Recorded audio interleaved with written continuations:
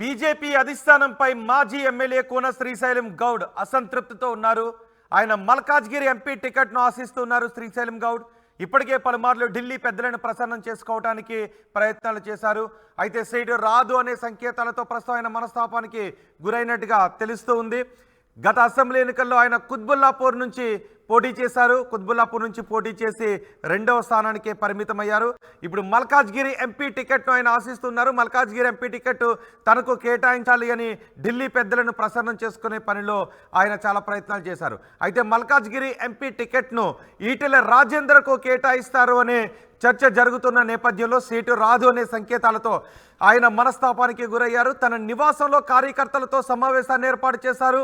స్థానికులకు కాకుండా సీటును ఇతరులకు కేటాయిస్తున్నారు అంటూ కూన శ్రీశైలం గౌడ్ ఆవేదన వ్యక్తం చేస్తున్నట్టుగా తెలుస్తోంది. ఆయన అనుచరులతో మాట్లాడుతున్నారు.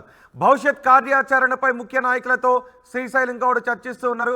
ఈ నేపథ్యంలో మరోసారి ఆయన పార్టీ మారే అవకాశాలు ఉన్నాయా అనే చర్చ జరుగుతుంది. 2018 ఎన్నికల్లో ఆయన కాంగ్రెస్ నుంచి పోటీ చేశారు. 2014లో కూడా ఆయన కాంగ్రెస్ నుంచి పోటీ చేశారు.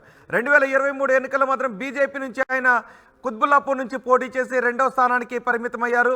ఇప్పుడు ఎంపీ టికెట్ను లోక్సభ స్థానం నుంచి పోటీ చేయాలని ఆయన అనుకుంటున్నారు. మల్కాజ్గిరి లోక్సభ స్థానం నుంచి ఆ స్థానాన్ని తనకు కేటాయించాలి అని బీజేపీ అధిష్టానం దగ్గర ప్రయత్నాలు చేశారు. కానీ ఆ స్థానాన్ని ఈటెల రాజేందర్కు కేటాయించే సంకేతాలు వస్తూ ఉండడంతో స్థానికేతరులను టికెట్ కేటాయిస్తున్నారు. స్థానికేతరులకు ఇక్కడ పెద్దపీట వేయాలని చూస్తున్నారు అంటూ ఆయన ఆవేదన వ్యక్తం చేస్తున్నట్టుగా తెలుస్తోంది. ముఖ్య అనుచరులతో ఆయన సమావేశాన్ని నిర్వహిస్తున్నారు. భవిష్యత్ కార్యాచరణపై ఆయన ముఖ్య అనుచరులతో మాట్లాడుతున్నట్టుగా తెలుస్తోంది. మరింత సమాచారం మా ప్రతినిధి శ్రీధర్తో మాట్లాడదాం. శ్రీధర్, కూన శ్రీశైలం గౌడ్ పార్టీ మారే అవకాశాలు ఉన్నాయా? ఆయన ఆవేదన చెందుతున్నట్టుగా తెలుస్తోంది. భవిష్యత్ కార్యాచరణ కోసం ముఖ్య నాయకులతో సమావేశాన్ని నిర్వహిస్తున్నట్లుగా తెలుస్తోంది.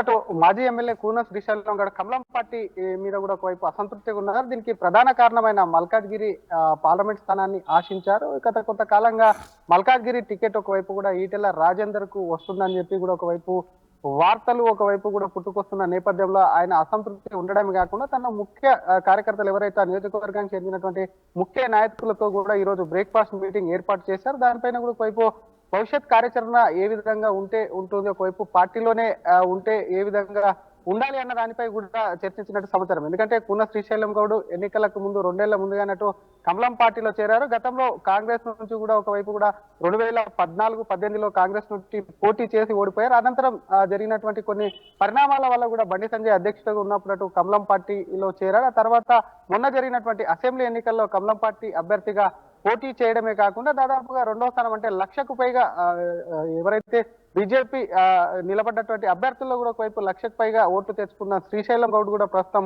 ఎంపీ టికెట్ అదే మల్కాజ్గిరి కాన్స్టిట్యున్సీ కింద వచ్చేటువంటి కుబ్దుల్లాపూర్ లో ఉన్నటువంటి ఆయన కాన్స్టిట్యున్సీ ఆయన మల్కాజ్గిరి ఎంపీ టికెట్ కూడా ఆశించారు. ఈ నేపథ్యంలో పలుమార్లు ఢిల్లీకి వెళ్లి పార్టీ పెద్దలను సైతం కలిశారు. తనకు ఉన్నటువంటి అనుకూలమైనటువంటి అవకాశాలు ఏ విధంగా ఉన్నాయనే దానిపై తన బయోడేటాతో పాటు ఆయన గెలుపుకు ఏ విధంగా కృషి చేశాను, బయటపడేందుకు తన వద్ద ఉన్నటువంటి అస్త్రాలను సైతం కూడా ఒకవైపు కూడా అటు పార్టీ అధిష్టానానికి ఇచ్చానని చెప్పి కూడా అటు ముఖ్య కార్యకర్తల వద్ద వెల్లడించారు. అయినా సరే అధిష్టానం తన పట్ల కూడా ఒకవైపు టికెట్ ఇవ్వకపోను కూడా స్థానికేతరుడికి ఇవ్వడం పట్ల కూడా తను అసంతృప్తిగా ఉన్న విషయాన్ని కూడా మరి ముఖ్య కార్యకర్త అయితే తెలిపారు. ఈ నేపథ్యంలో ఆయన పార్టీ మారుతారని ఒక జోరు అయితే కొనసాగుతుంది. మరి ముఖ్యంగా అటు 2000 గతంలో శ్రీశైలం గౌడ్ కుబ్దుల్లాపూర్ కు సంబంధించి ఇండిపెండెంట్ గా గెలిచానని చెప్పి కూడా కార్యకర్తల వద్ద ప్రస్తావించారు. ఆ తర్వాత తనకు ఈ ఎన్నికల్లో బీజేపీ తరఫున నిలబడ్డా సరే 1,00,000కు పైగా మెజార్టీ రావడమే కాకుండా ఒకవైపు ముస్లిం క్రిస్టియన్ మైనార్టీ ఓట్లు ఏవైతే ఉన్నాయో బీజేపీ పార్టీ మైనస్ అయింది కాబట్టి తను ఓడిపోయాను అంటూ కూడా తన ముఖ్య కార్యకర్తల వద్ద ఆయన ప్రస్తావించినట్టు సమాచారం. ఇదే కాకుండా మరోవైపు మల్కాజ్గిరి ఎంపీ అభ్యర్థిగా ఇస్తే మాత్రం ఖచ్చితంగా గెలిపి చూపిస్తానని చెప్పి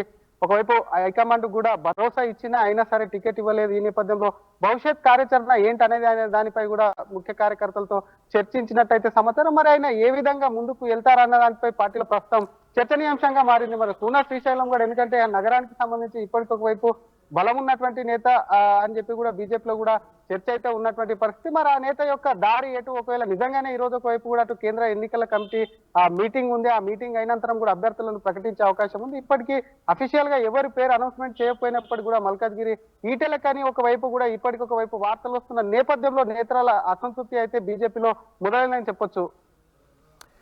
రైట్ శ్రీధర్. బీజేపీ అధిష్టానంపై మాజీ ఎమ్మెల్యే కూన శ్రీశైలం గౌడ్ అసంతృప్తిని వ్యక్తం చేస్తున్నారు.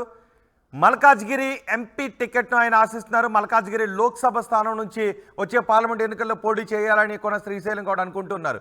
ఇప్పటికే పలుమార్లు ఢిల్లీ వెళ్లారు. ఢిల్లీ పెద్దలను ప్రసన్నం చేసుకునే ప్రయత్నాలు చేశారు.